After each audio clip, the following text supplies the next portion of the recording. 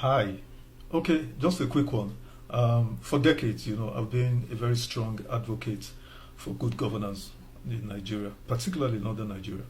And the basis for my strong advocacy for good governance in Nigeria is premised on two factors. Number one, mass poverty ravaging the north, and two, the indiscriminate childbirth rates, which you can see in the astronomical and very ugly dimensions of insecurity, which has metastasized into banditry, kidnapping, terrorism, insurgency, and all of that. So I've been on a one-man crusade, in a manner of speaking.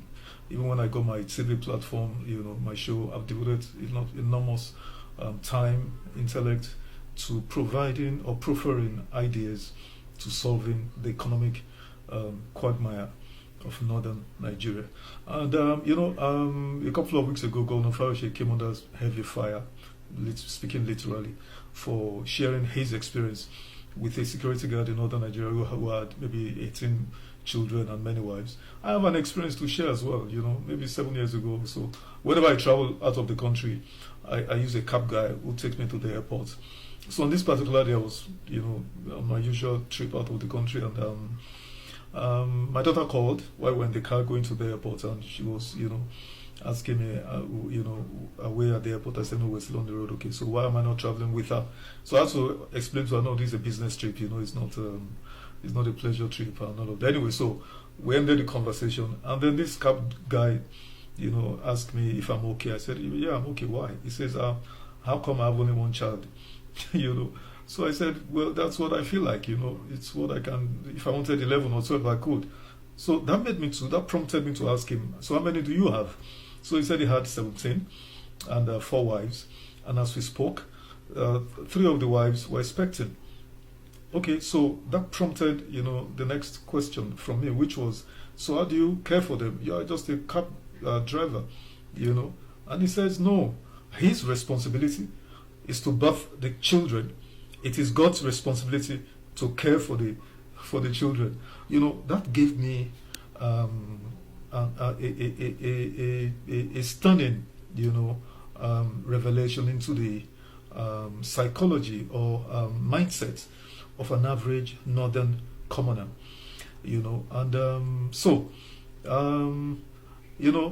This dovetails into the experience we had in the last few days during the hunger protests all over Nigeria, but particularly in northern Nigeria. Teenagers, children, basically came out, and what did they do? They went on a rampage. They became a wrecking machine, destroying public properties, private properties, violence unleashed. And for some time, I foresaw the dreaded nightmare scenario I'd written in books, commented publicly, about. I saw it happening.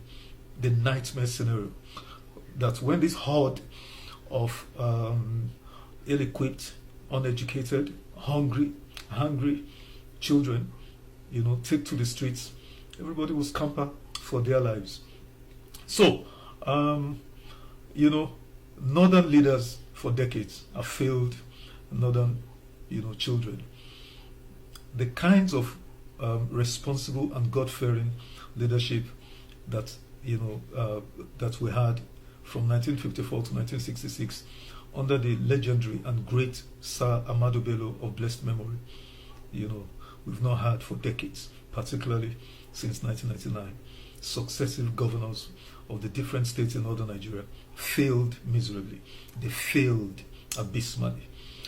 What has transpired in northern Nigeria has been a weaponization of poverty, adopting to create to entrench systemic poverty in northern Nigeria. That can't continue. Definitely that can't continue. And so it gladdened my heart to see Governor Abdullahi Sule on TV yesterday talking about these same 2 factors I mentioned, that all of them governors and other traditional leaders and social religious leaders have to come and confront themselves, look themselves in the mirror, and face the brutal facts that it can't be business as usual in northern Nigeria. I can only wish, and I was stunned when he even said, if need be, they need to pass legislation, on birth rates. I can only hope and pray that Governor Abdullahi Sule, with his fellow governors, are not engaging in mere rhetoric, and they're not playing games or politics. The time for politics and games is long gone. The window of opportunity to save this country from imminent collapse, imminent implosion, is very slim. I'll say that again. The window of opportunity to saving this country is very slim. We need to quit, playing games. Look at these children. Ill-equipped, ill-trained. No skills, no training, no education. Their minds have been overtaken, by all kinds of deviant behaviors and tendencies. Most of them on drugs of all sorts. We need to get serious.